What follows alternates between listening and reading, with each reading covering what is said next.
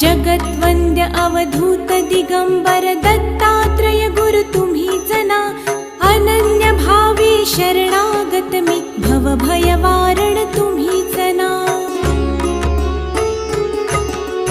कार्तवीर्य यदु परशुराम हि प्रबोधिले गुरु तुम्हीच ना।